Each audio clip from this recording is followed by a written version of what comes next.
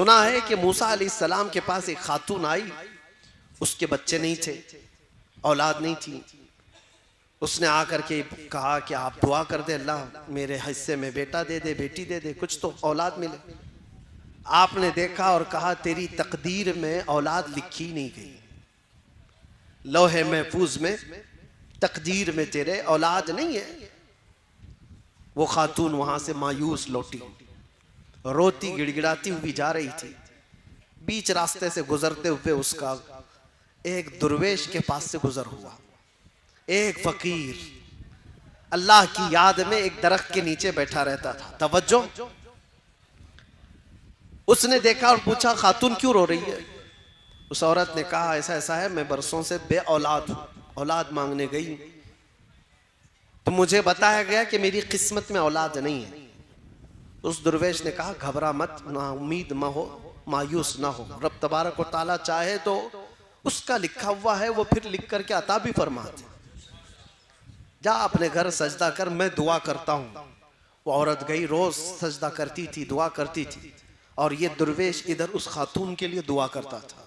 फकीर चंद ही दिनों के बाद उस औरत के घर में हमल के आसार, और चंद दिनों के बाद एक खूबसूरत बेटा पैदा हुआ। खातून को बेटा मिल गया, वो खुशहाल। थोड़े दिन उसकी तरबियत करती है, चंद दिनों के बाद दूसरा बेटा भी हुआ, फिर चंद सालों के बाद तीसरा बेटा भी हुआ, चौथा भी हुआ, पांचवा भी हुआ, छठा भी हुआ, सातवां भी हुआ। 7 बेटे हुए। एक दिन हजरत मूसा वहां से गुजर रहे थे, देखा इस खातून को, पूछा ये किसके बच्चे हैं? औरत ने कहा मेरे हैं। तेरे हैं? तू ही वो औरत है जो औलाद के लिए शिकायत लेकर आई थी। कहा मैं ही हूं। कहा फिर कैसे आ गए तेरी औलाद? कहा बस दुआ है किसी बुजुर्ग की और अल्लाह की आता है। अल्लाह जिसे चाहे औलाद अता करे, जिसे चाहे अता करे। मूसा अलैहिस्सलाम अल्लाह करीम की बारगाह में अर्ज करते हैं, मौला मैंने जो देखा था वो गलत था या ये औरत झूठ बोल रही है? रब ताला की तरफ से जवाब आया कि तुमने जो देखा था वो भी सही था, औरत जो बोल रही वो भी सही। कैसे इसको औलाद हुई? तो रब तबारक व तआला ने फरमाया कि मूसा एक चाकू लो और एक बर्तन लो और जाओ अपनी उम्मत में से लोगों को पुकार कर कहो अपने जिस्म का एक टुकड़ा काट करके अल्लाह को दे दे।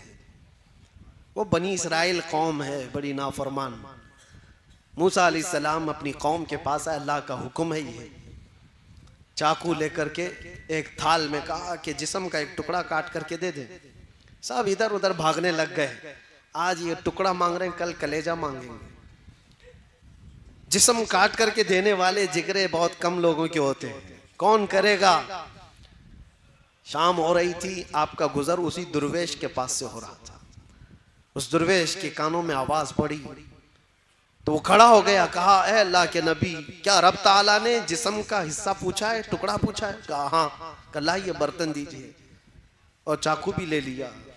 और उसके बाद जल्दी से खड़े होकर इधर से काटा, इधर से काटा, इधर से काटा, जिस्म के जगह जगह से पूरी तेज चाकू से काटते काटते छलनी कर दिया। टुकड़े निकालता गया, पूरा लहू लहान हो गया। मूसा अलैहिस्सलाम ने कहा अरे नादान, हुक्म हुआ है एक टुकड़ा देने के लिए, जिस्म का इतने क्यों काट दिया? कहा आपने ये तो नहीं बताया कि रब को मेरे जिस्म का कहां का हिस्सा चाहिए, किस जगह का हिस्सा चाहिए। मैं सब निकाल कर रख दिया हूं ताकि कोई टुकड़ा तो उसे पसंद आए। ये फना, अल्लाह की बारगाह में जो फना है, अल्लाह का जो हो गया। तब रब तबारक व तआला ने फरमाया ए मूसा, जो मेरी मोहब्बत में अपने जिस्म के टुकड़े निकाल सकता हो, उसकी दुआ पर मैं क्या किसी को औलाद नहीं दे सकता? उसकी दुआएं रब तबारक व तआला के हुजूर जाती हैं। इसीलिए कहा गया खुदी को कर बुलंद इतना कि हर तकदीर से पहले खुदा बंदे से खुद पूछे बता तेरी रजा क्या है।